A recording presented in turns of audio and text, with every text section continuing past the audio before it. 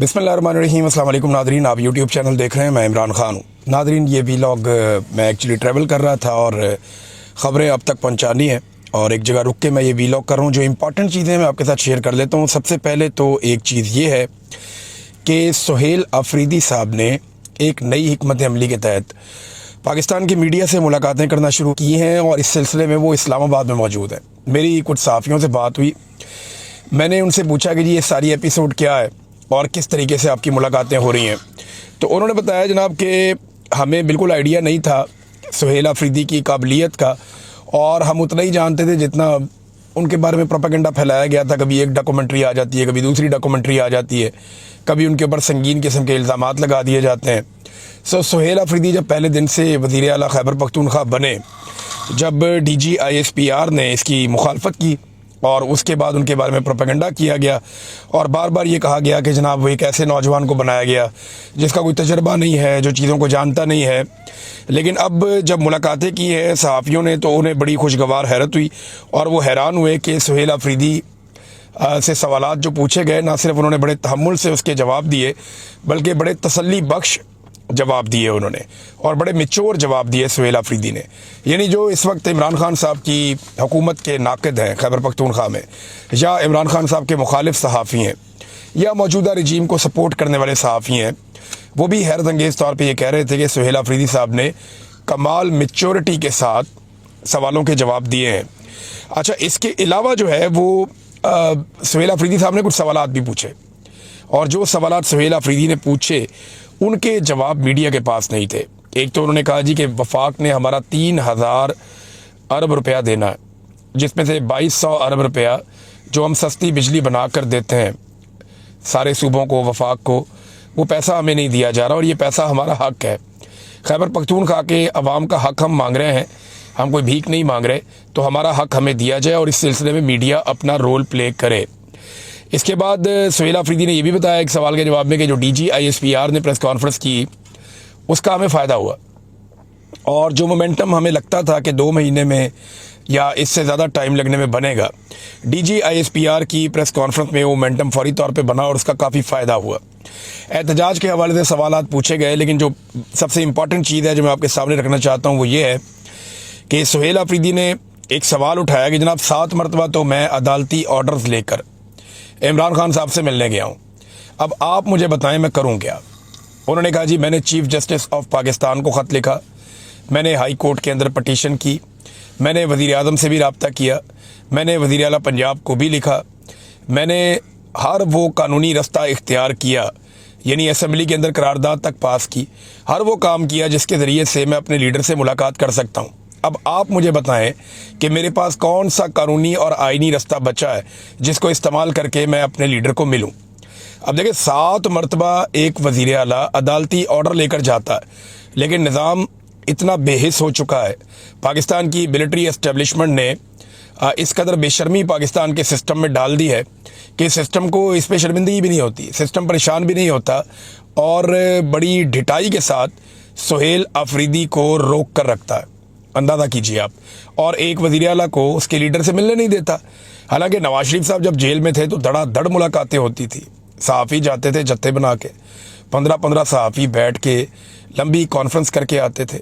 इसी तरह बहुत सारे दीगर लोग जाते थे, फैमिली तो हर वक्त वहीं पे रहती थी, और रिकॉर्ड मुलाकातें मियां नवाज शरीफ साहब ने की हैं। तो अब सुहेल अफरीदी ने पूछा मैं कौन सा रास्ता इख्तियार करूँ। एक एहतजाज का रास्ता ही बचा है ना, कि मैं एहतजाज के रास्ते से अपने लीडर इमरान खान से मुलाकात करूं, तो इसका मीडिया के पास कोई जवाब नहीं था। एक और बात उन्होंने कही कि नवंबर में कुछ होगा और दिसंबर में बहुत कुछ होगा, यानी एक स्ट्रेटजी है एहतजाज के हवाले से सुहेल अफरीदी के पास। और मैं आपको बता रहा हूँ लगातार मोमेंटम जो है वो पकड़ रही है तहरीक। खैबर पख्तूनख्वा में 1 दर्जन से ज़्यादा जगहों पर एहतजाज हुआ जुम्मे वाले दिन। इसके अलावा आपने देखा कि सिंध के अंदर बहुत बड़े पैमाने पे एहतजाज हुआ, पंजाब में पकड़ दकड़ जारी है, निज़ाम डरा हुआ है, परेशान है कि हम क्या करें कि एहतजाज को रोकें, क्या करें कि हम लोगों को काबू करें। तो वहाँ पे भी लोग काबू नहीं आ रहे, पंजाब में भी, और बड़े पैमाने पे गिरफ्तारियाँ करनी पड़ रही हैं, लोगों को 3 MPO के तहत गिरफ्तार करना पड़ रहा है, उन्हें कैद में रखना पड़ रहा है, और DCs लगातार ये ऑर्डर्स जारी करते जा रहे हैं। तो जब आप इन सारी चीज़ों को प्लस माइनस करके देखते हैं तो एक मोमेंटम बन रहा है एहतजाज का। आसिम मुनीर साहब की जो तवज्जो है वो इस्तिस्ना पे और एक्सटेंशन पे है, ये हम सब जानते हैं। लेकिन सूरत हाल ये रहेगी नहीं, ये सूरत हाल तब्दील होगी और हर काम करने के बाद एस्टेब्लिशमेंट को ये लगता है कि वो पहले से ज़्यादा महफूज हो गए हैं। लेकिन हर मरतबा पता चलता है कि अभी मज़ीद कुछ मुश्किलात हैं जिनका इन्हें सामना करना पड़ेगा। 26 नवंबर को क्योंकि 1 साल होने वाला है और आज मुख्तलिफ़ जगहों पे एहतजाज भी हो रहा है, बरतानिया समेत दुनिया के कई मुल्कों में आज एहतजाज होगा क्योंकि एतवार का दिन है और कुछ एहतजाज जो है वो अगले एतवार को किए जाएंगे। पाकिस्तान तहरीक इंसाफ का जो ऑफिशियल मीडिया है उन्होंने सानिया डी चौक की जितनी भी इंटरनेशनल मीडिया ने कवरेजेस की थी वो सारी की सारी कवरेज उठाकर डाल दी है और पाकिस्तानी मीडिया तो कवर कर नहीं सका था। वैसे भी पाकिस्तानी मीडिया की हालत इतनी पतली हो गई है कि कोई भी खबर पाकिस्तानी मीडिया अपनी मर्जी से दे ही नहीं सकता, जो मर्जी कर ले। पाकिस्तानी मीडिया बार बार सोचता है कि वो खबर दे दे, वो बार बार सोचता है कि कुछ ना कुछ तो किया जाए। हम मीडिया के लोग हैं, हमारा राब्ता रहता है पाकिस्तान के अंदर, जितने भी हमारे साथी हैं जो न्यूज़ रूम में बैठते हैं तो वो ये बताते हैं कि हम बहुत बेबस हैं। इससे पहले हम कभी भी इतने बेबस नहीं थे जितने बेबस हम आज हैं। ये पाकिस्तानी मीडिया की हालत हो चुकी है बदकिस्मती से पाकिस्तान में। यानी वो मीडिया जो एक घड़ी के ऊपर मैराथन ट्रांसमिशंस करता था, 18 प्रोग्राम एक एंकर ने कर दिए, 2 महीने प्रोग्राम ही इसके ऊपर चले एक घड़ी के ऊपर। तो एक घड़ी के ऊपर जनाब बैठ के वो एक एंकर था, वो तो घड़ी को चूम चूम के जो है वो वीडियोस बना रहा था। एक एंकर है वो ये कह रहा था जनाब ये तो मजहबी बहुत बड़ा प्रॉब्लम हो गया, कोई कुछ कह रहा था, कोई कुछ कह रहा था, कोई कह रहा था सऊदी अरब नाराज हो गया। सारों की अपनी अपनी कहानी थी। वो जो सारा मीडिया एक घड़ी के ऊपर बार बार प्रोग्राम कर रहा था ना, वो सारा मीडिया अब 5300 अरब रुपए के ऊपर कोई प्रोग्राम नहीं कर रहा। IMF की रिपोर्ट आई है, पाकिस्तानी हुकूमत के आदादोशुमार है कि 5300 अरब रुपया पाकिस्तान में करप्शन की नज़र हुआ है और रिकवरी डाली हुई है इन्होंने। अब वो रिकवर हुआ अगर वो पैसा तो वो गया कहाँ पे, किसके पास गया, किसकी जेब में गया? यानी कौमी खजाने में तो जमा नहीं हुआ। ऐसा कोई रिकॉर्ड अवेलेबल है तो हुकूमत शेयर करे कि वो पैसा कौमी खजाने में जमा हुआ है। अभी तक तो हुकूमत ने ऐसा कोई शेयर नहीं किया। तो एक घड़ी पे मैराथन ट्रांसमिशंस करने वाला मीडिया 5300 अरब की करप्शन के ऊपर बिल्कुल खामोश है, बिल्कुल खामोश है, कोई बात ही नहीं कर रहा। नाज़रीन एक चीज़ और है, मैं यहाँ पे उसको ऐड करना चाहता हूँ, ये इंतहाई अफसोसनाक चीज़ है। सुहेल अफरीदी के हवाले से एक और डॉक्यूमेंट्री जारी कर दी गई। पहले कुछ डॉक्यूमेंट्रीज और कुछ खबरें जारी की गई और मुख्तलिफ सहाफ़ियों का नाम लगा दिया गया, लेकिन वो नामालूम ज़राए से खबरें आई थी। उन सहाफ़ियों ने उन खबरों को और उन विजुअल्स को या उन डॉक्यूमेंट्रीज़ को डिसोन कर दिया। अब नामालूम अफराद तो होते थे, वो जबरी तौर पे लापता तो करते थे, लेकिन अब नामालूम अफराद जो है वो डॉक्यूमेंट्रीज बना के जबरी तौर पे सहाफ़ियों के खाते में डाल रहे हैं। है ना अजीब बात? जैसे कैसी अजीब बात है। अभी एक सदर हैं पेशावर प्रेस क्लब के M रियाज साहब, उनके खाते में एक डॉक्यूमेंट्री डाल दी गई सुहेल अफरीदी के ख़िलाफ़।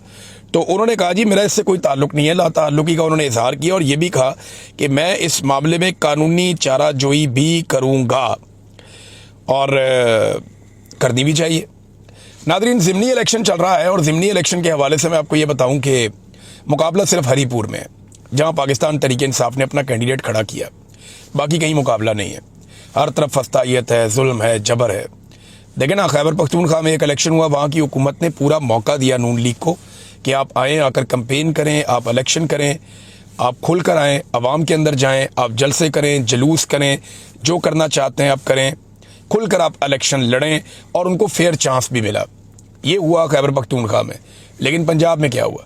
पाकिस्तान तहरीक इंसाफ ने एक हल्के के अलावा अपने उम्मीदवार ही नहीं दिए, क्योंकि इससे पहले जितने ज़िमनी इलेक्शन हुए उनके अंदर जितना गंद मारा मरीम नवाज़ की हुकूमत ने कोई सोच भी नहीं सकता था।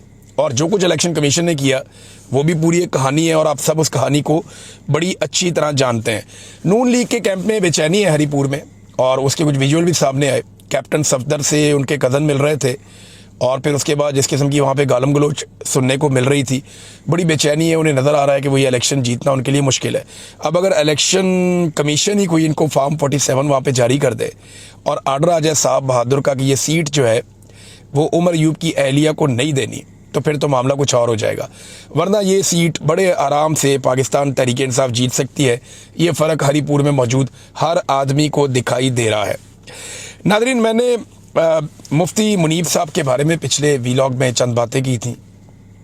अब मैं हैरान हो रहा हूँ कि उनका एक कॉलम भी आ गया, और उनका कॉलम आया जी अदलिया के अरूजो ज़वाल का, यानी अदलिया के अरूजो ज़वाल के बारे में एक उनका कॉलम आ गया, और उस पर वो जजेस पे तनकीद कर रहे हैं, ख़ास तौर पे उन जजेस पर जो एस्टेब्लिशमेंट को या मौजूदा हुकूमत को पसंद नहीं है। हैरत होती है मुझे, यानी आपकी मुफ्ती साहब जो डोमेन है उसके अंदर आप नहीं जा रहे और बाकी हर चीज़ में आप घुस रहे हैं। कभी आप अदलिया में घुसते हैं, कभी आप सियासत में घुसते हैं, कभी आप औरतों के मामलात में घुसते हैं, कभी आप खारजी मामलात में घुसते हैं। और भाई आपकी सीधी सीधी डोमेन है, आप ये बताएं कि इस्तिस्ना की शरई और इस्लामी हैसियत क्या है, इसके बारे में आप राय नहीं दे रहे। आपको ये बताना है कि इस्तिस्ना इस्लामी है या नहीं, आपने ये बताना है इस्तिस्ना जो है वो शरई है या नहीं है। देखें, जो उलमा इकराम है, उलमा हक, कई लोग वो कह चुके हैं कि इस्तिस्ना की कोई शरई हैसियत नहीं है, शरीयत के अंदर ये नाजायज़ है और ये गैर इस्लामी है, इस्लामी भी नहीं है। तो मुफ्ती मुनीब साहब इसके ऊपर एक कॉलम लिखे कि इस्तिस्ना क्या है और इसकी शरई और इस्लामी हैसियत क्या है। इमरान खान साहब को कैद तन्हाई में डाला हुआ है, इसके ऊपर आप लिख दें मुफ्ती साहब, आप बताएं ना कि एक कैदी के साथ कैसा सलूक करना चाहिए जब वो साबिक वज़ीर आज़म भी हो। आप ये तो कहते हैं मिल के बैठ जाओ, लेकिन जिसको मिल के बैठने के लिए कहते हैं उसको जेल में कैद तन्हाई में रखा हुआ है और इसके ऊपर किसी को शर्म भी नहीं आती। यानी ये अक़वाम मुत्तहिदा का जो मंडेला रूल्स है, अक़वाम मुत्तहिदा के मंडेला रूल्स के मुताबिक किसी भी कैदी को 15 दिन से ज़्यादा जो है वो कैद तन्हाई में नहीं रखा जा सकता। अगर आप 15 दिन से ज़्यादा कैद तन्हाई में रखेंगे किसी भी कैदी को, तो वो तशद्दुद डिक्लेयर किया जाता है, और ये एक तरह का तशद्दुद है जो इमरान खान साहब पे किया जा रहा है ताकि वो कमज़ोर पड़ जाए। नाज़रीन, एक छोटा सा बच्चा, यानी इमरान खान को आप कहाँ से निकालेंगे, ये इस्टेब्लिशमेंट नहीं कर पाएगी, इन लोगों से नहीं होगा। एक छोटा सा बच्चा वो इस्लामाबाद एयरपोर्ट पे आया, उसके हाथ में एक फ़ोटो था इमरान खान का, रोला पड़ गया वहाँ पे। यानी वो फ़ोटो देख के तो ऐसे लग रहा था सरकारी एहलकार इतने गुस्से में आ गए जैसे वो कोई नेतन्याहू का फ़ोटो लेकर आ गया, जैसे वो किसी खुदा न खास्ता मलऊन का फ़ोटो लेकर आ गया। हैरत हो रही थी मुझे, और वो सरकारी मुलाजमीन गुस्सा कर रहे थे कि इमरान खान का फ़ोटो लेकर क्यों आए हो। भाई इमरान खान का फ़ोटो आपको इतनी तकलीफ़ दे रहा है, यानी आप तस्वीर तो लोगों से छीन सकते हैं लेकिन लोगों के दिल से इमरान खान को कैसे निकाल सकते हैं, ये बात मुझे समझ नहीं आ रही। एयरपोर्ट के ऊपर एक छोटा सा बच्चा अगर इमरान खान की फ़ोटो लेकर आ रहा है तो आप बर्दाश्त कीजिए, जमहूरियत है इस मुल्क में, आप उसको आने दीजिए। लोग अगर इमरान खान का फ़ोटो लाना चाहते हैं तो उनको लाने दीजिए, सबको इजाज़त होनी चाहिए। कोई आसिम मुनीर का फ़ोटो लेकर आए, कोई इमरान खान का फ़ोटो लेकर आए, जो जिसको पसंद करता है वो उसको फ़ोटो लेकर आए। इन दो लोगों का मुकाबला ना पाकिस्तान में, आसिम मुनीर वर्सेस इमरान खान, तो जो जिसका फ़ोटो लाना चाहता है उसको लाने दीजिए आप। अगर यही बच्चा आसिम मुनीर का फ़ोटो लेकर आ जाता आपको कोई एतराज़ नहीं होता, अगर यही बच्चा शहबाज शरीफ का फ़ोटो लेकर आ जाता आपको कोई एतराज़ नहीं होता। पूरे पंजाब में मरीम नवाज़ के फ़ोटो चिपका के फ़ोटोगर्दी की हुई है। हर जगह पे जो है वो जो मौजूदा पूरा रजीम है, इसके जितने सहूलतकार और जितने भी इसके किरदार हैं उनके फ़ोटो शहरों में, अखबारों में जगह जगह छाप दिए जाते हैं, उस पर किसी को एतराज़ नहीं होता।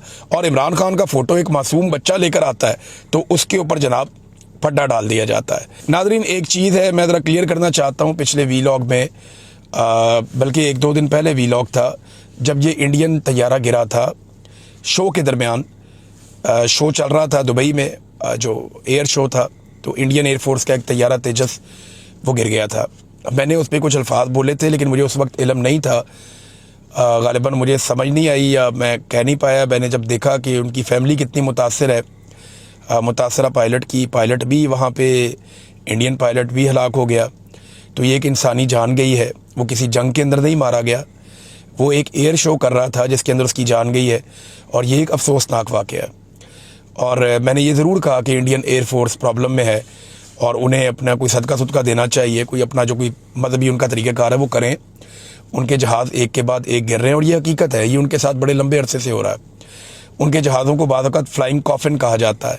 तो इंडियन एयरफोर्स का बुरा वक्त चल रहा है, लेकिन जो पायलट इस वाक़े के अंदर जाँ बहक हो गया वो अपने मुल्क के लिए एक ड्यूटी कर रहा था और उसकी इज़्ज़त की जानी चाहिए, उसका एहतराम किया जाना चाहिए।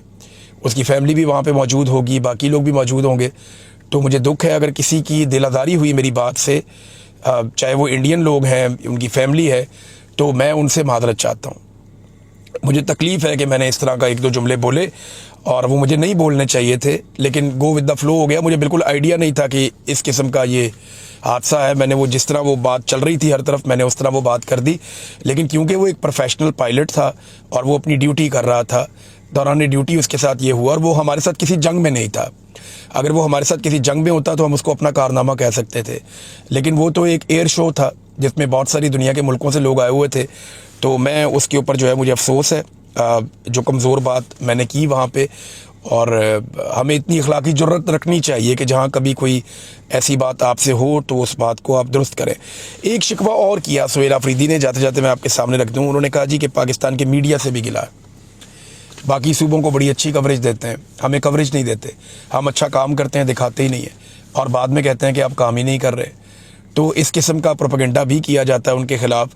फिर उन्होंने बताया कि वो वफाक के ख़िलाफ़ नहीं है, वो अफ़गानिस्तान भी जाना चाहते हैं, वहाँ भी बात करना चाहते हैं, और वो हुज्जत तमाम करना चाहते हैं। दहशतगर्दी के ख़िलाफ़ लड़ाई में उन्होंने कहा जी हम अपने वफाक के साथ खड़े होंगे, अपने मुल्क के साथ खड़े होंगे, हम दिल से पाकिस्तानी हैं। फिर एक और उन्होंने बड़ी तकलीफ़ का इजहार किया, उन्होंने कहा जी कि एक सवाल करवाया गया बाकायदा, मैं भी जानता हूँ, आप सारे जानते हैं, जिस सहाफ़ी से वो सवाल करवाया गया अफसोसनाक था कि आप अपना सूबा कोई अलग करना चाहते हैं या आप कोई अलहदगी की कोई सूरत हाल देख रहे हैं। उन्होंने कहा जी तकलीफ़ हुई मुझे इस बात से, हम हैं पाकिस्तानी और हम पाकिस्तान से प्यार करते हैं, हमारे दिल में पाकिस्तान है, तो क्यों पाकिस्तान में एक अलग सूबा बनेगा खुदा न खास्ता, एक अलग मुल्क बनेगा खुदा न खास्ता। पाकिस्तान दो लख्त हुआ था, वो याया खान की वजह से, उस वक्त की मिलिट्री एस्टेब्लिशमेंट की घटिया और गलीज़ हरकतों और उनकी ज़िद की वजह से पाकिस्तान दो टुकड़े हो गया था।